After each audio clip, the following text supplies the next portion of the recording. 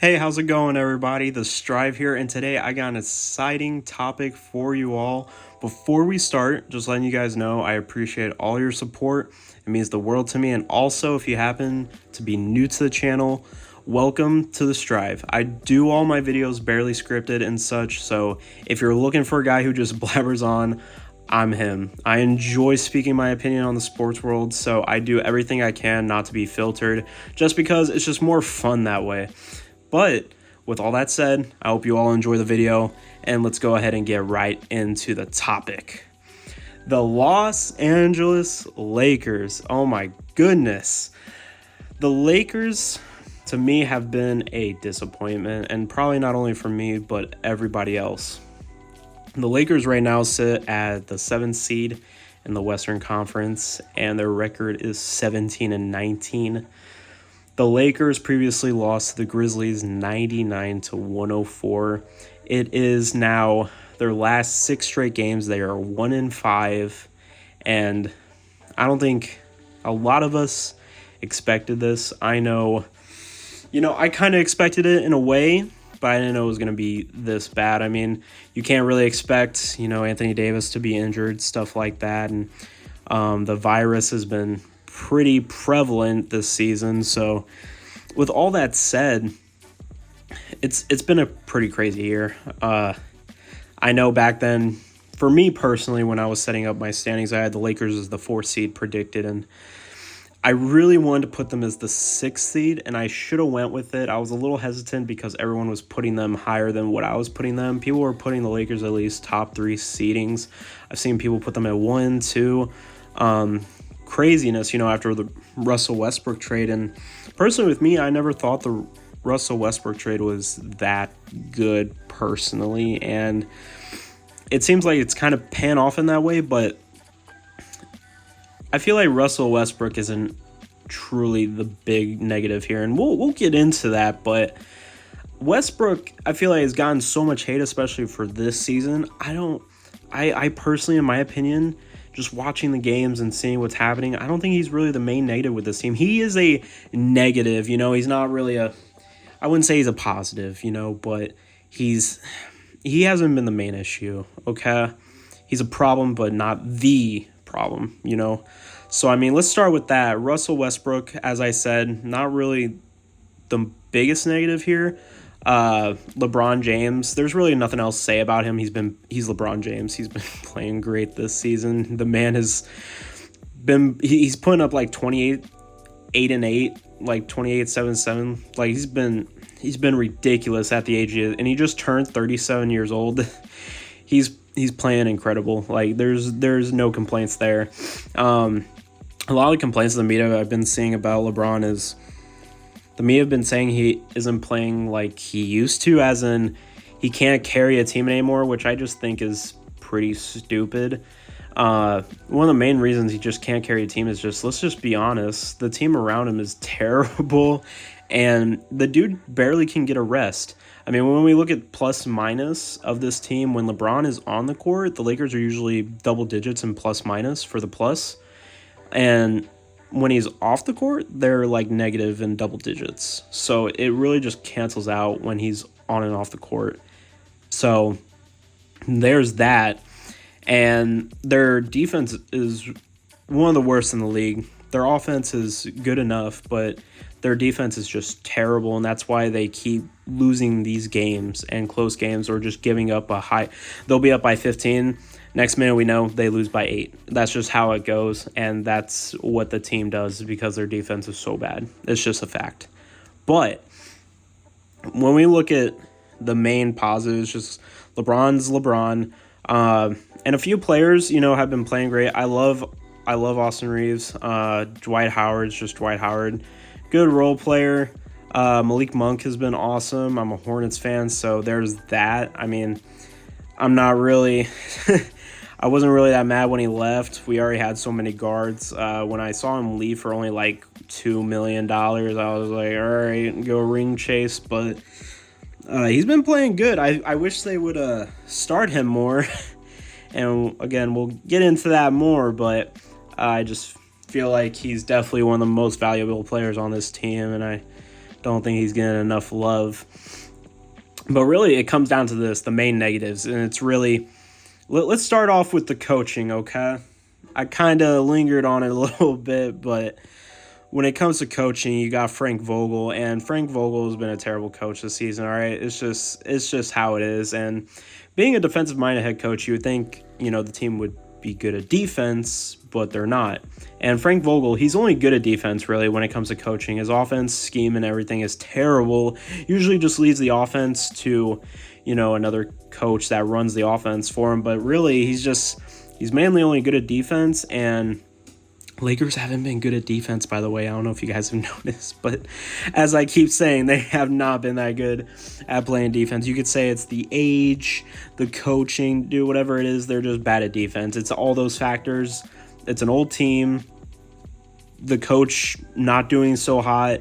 It's just that's all the factors, really. I mean, and the players, since they're old, they get gassed so easily.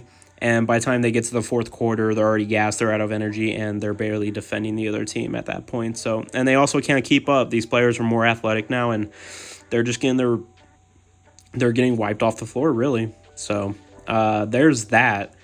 And Anthony Davis hasn't played like Anthony Davis since the Lakers won a championship, which is also a red flag. He's also been out, so I guess I can't really discredit him that much, but you would hope when he's not injured, he would play at the level that you would hope for him to play at, and he really hasn't played at that top 5 NBA player that we all thought he was going to be, and that's really been a disappointment. So really, what it comes down to is the main issue is just the defense, Anthony Davis and Frank Vogel. And then defense, you could put with Frank Vogel because that's a part of it, but at the end of the day, that's what these main struggles are. And you're probably asking, how can the Lakers turn that around? You might agree or disagree with me, but you're like, okay, how can we turn that around? And honestly, tell you, I don't know how they can turn around at this point. They're struggling. Anthony Davis is still out. Like I said, he's injury prone, and Frank Vogel's just now getting back at coaching. He was out for a bit with, the virus and stuff. He was in protocols, so...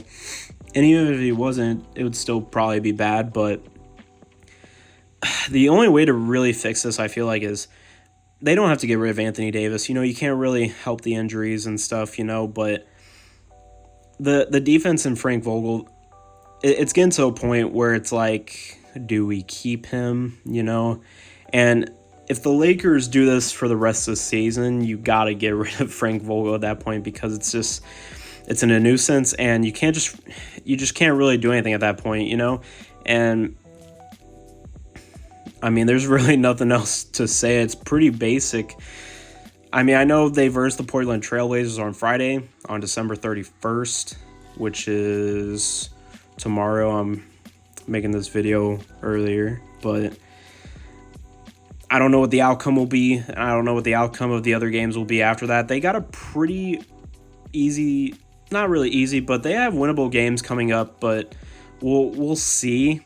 I personally don't know what's going to happen at this point. I mean, just seeing what's been happening, it's kind of hit or miss at this point, and just seeing the Lakers win, it's not enough until they actually start winning more, and I'm more interested in thinking what you guys think about this, because personally, I just don't know at this point what the Lakers can do besides that. I mean, those are their main struggles, and it's kind of like they're stuck at this point because they brought on another big contract with Russell Westbrook, and it's like, well, they could trade, and it's like, how are they going to make trades? They're over the salary cap, and who are they going to trade? Russell Westbrook, who no team wants, and even if they trade like Anthony Davis, like, what are you going to do there, and really all you can do is somehow maybe get a couple more better defenders, younger players, which they got rid of, and to get Russell Westbrook and Frank Vogel. That's pretty much the only move you can really do, is maybe change out the head coach, see where that goes. The only thing the Lakers can do is have a top 5 offense and make it to where they can maybe get to a point where they have a decent defense, like around 15-ish.